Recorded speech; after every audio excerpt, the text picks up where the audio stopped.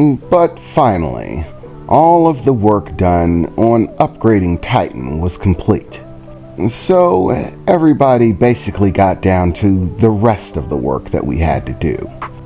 Danny, Al, and the doctor got to work setting up security systems for the house, as well as getting in touch with my father and talking over locations for our makeshift factory, in which we would prepare for the war against Alexander and any other enemies we might have, including those tech freaks that my father told me about. But for the time being, everything seemed to be going smoothly, and Titan's body was finished, and I was eager to take her out for a test drive. We had all been cooped up in the house for a while, and Wyatt was fine for Danny. Al, and even the doctor seemed to not have too much of a problem with it. I was getting a bit stir-crazy. Okay guys, I'm gonna go out for a trip, I said, as I began putting on my helmet and getting on Titan. Are you sure about that? I mean, it's still possible that you're in some measure of danger. Don't worry about it. I mean, I've got Titan with me. Trust me, that's enough danger protection for anyone. If they can kill me when I'm sitting on a state-of-the-art death machine, then they deserve the kill. Quite frankly, I'm getting sick of sitting around the house. The work was occupying me for a while, but now that Titan's done, having yet another mechanic sitting around seems a bit superfluous. I know I could probably still help, but honestly, I'm sick of being cooped up, guys. I want some serious air. Danny just looked at me curiously for a moment. I guess so. Well, you don't have to worry about us. Go do what you want. We have things here handled. No way are you going alone, Emily said, as she grabbed another helmet that she had prepared. She did commonly take ride-alongs with me, so it didn't strike me as odd at all when she started having one made. In red, obviously. She had actually gone through the trouble of having a new suit made as well. As usual, skin-tight red leather. She had upgraded the old one and gotten it replaced with new state-of-the-art biotech defensive gear that was even more streamlined than before. It barely affected her curves at all, as she put the helmet on and hopped onto the back of the bike. Besides, I definitely need some air too. Being cooped up with a bunch of guys is maddening. If I can't have some female company, I could at least get a little less male company. Besides, I'm kinda hungry too. I heard they have these things here called milkshakes. They look delicious, and I want one. You're gonna take me to get one, right? Emily said, looking at me over my shoulder. Yeah, no problem, Em. We can get a milkshake. As the garage door opened automatically, as Titan was activating it, using that new wireless system of hers. Me and Emily and Titan drove off, exiting the main estate and out into the city of Newgate. I had spent so much time driving around the abandoned roads of the Yellow District that driving through the cities of Newgate was basically a shock to the senses. There were cars and motorcycles everywhere, of every sort and variety you could think of. All of them not only running, but most looking pristine, all except for heavy operations work vehicles, like dump trucks and things like that, and heavy freighters and whatnot. It was actually a bit less freeing than I would have hoped, as I was dealing with a fair amount of traffic, I think they call it. It's not something I ever had to deal with before. The rarity of vehicles in the Yellow District made traffic a non-issue. But now it was suddenly becoming a problem, and made it take much longer for us to reach our destination. First stop, a smoothie shop.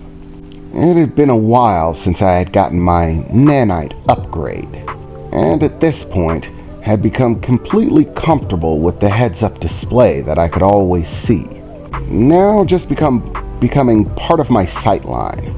It was expected, always having readouts on everything. At first, it was a bit disturbing.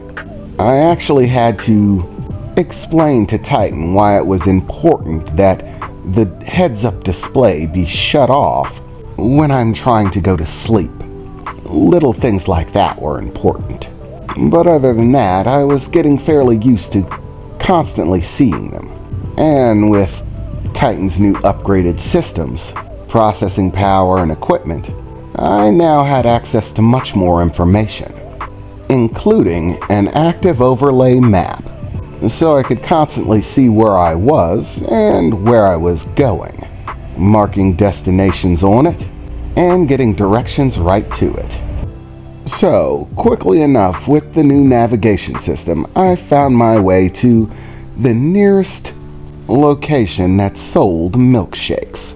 It was actually somewhat of a small shop, just outside of the shopping area of the city, who had become fairly well known for their wide variety of milkshakes, and had great reviews, which I had read through on my way over. I didn't really expect that being able to multitask so effectively would be one of the perks of having a super brain, powered by nanites. But I'll be damned if it doesn't help. I've actually discovered that I can actually run separate thoughts in complete sync with one another.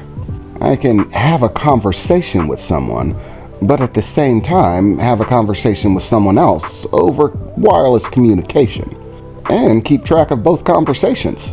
It doesn't even affect my ability to emotionally respond. It's actually pretty kick-ass. So, reading over some reviews while I was driving was basically nothing at all. As we pulled up to the milkshake shop, and I parked Titan in the parking lot just across the way from a small amount of open tables that were outside, set up for people to enjoy their milkshakes. Me and Emily stepped up, placing our orders. Emily ordered their bubblegum specialty, which was some sort of super bubblegum milkshake. It was thick and pink, with little bubblegum nuggets tossed in the mix. This one was specifically strawberry bubblegum milkshake. I ordered a milkshake that was actually a fairly interesting mix. This was a sort of coffee milkshake with chocolate that had gotten great reviews. So we got our milkshakes and took a seat nearby at a small circular table with a parasol above head to block sunlight. There were of course other people sitting around, enjoying their own milkshakes and having conversations, which thanks to my new super brain, I was overhearing with startlingly high levels of accuracy. It was actually a bit annoying. Hey Titan, do you think you could tone down the ears just a bit? I'd rather not have to hear these people's conversations, I thought at her. Affirmative. No problem, I'll turn those down. Thanks, appreciated, I replied, as I stared at my milkshake concoction. It was a deep brown, with a sort of golden swirl in it. Apparently that was the caramel. When suddenly, from the other side of the table, I heard, Oh my God. What? I said, looking across to Emily. This is quite possibly the best thing I've ever tasted. Like, ever, she said, taking another sip of her milkshake from the long straw that came out of the top. Oh my God, that's delicious. That settles it. I'm addicted to milkshakes. I am so coming to get one of these regularly. Oh my God, how fattening is this? Am I gonna get fat? No, of course I'm not gonna get fat. I exercise, I work out. I can treat myself every now and again. Can't I? Emily said, looking across at me frantically for a moment, as if she was terrified by the idea of putting on weight.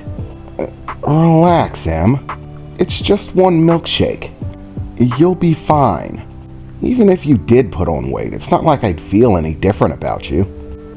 That doesn't help me. You're supposed to tell me I'll be thin forever. I don't really see what the point is in obsessing about being thin. Be who you are. Thin or fat, it doesn't really feel like it matters. Trust me, it matters. I mean, seriously, what kind of guy is gonna like me if I'm the size of an orca whale? I'll have you know, Emily, that I'd like you even if you were the size of an orca whale. That type of stuff doesn't matter to me. I don't need niceties.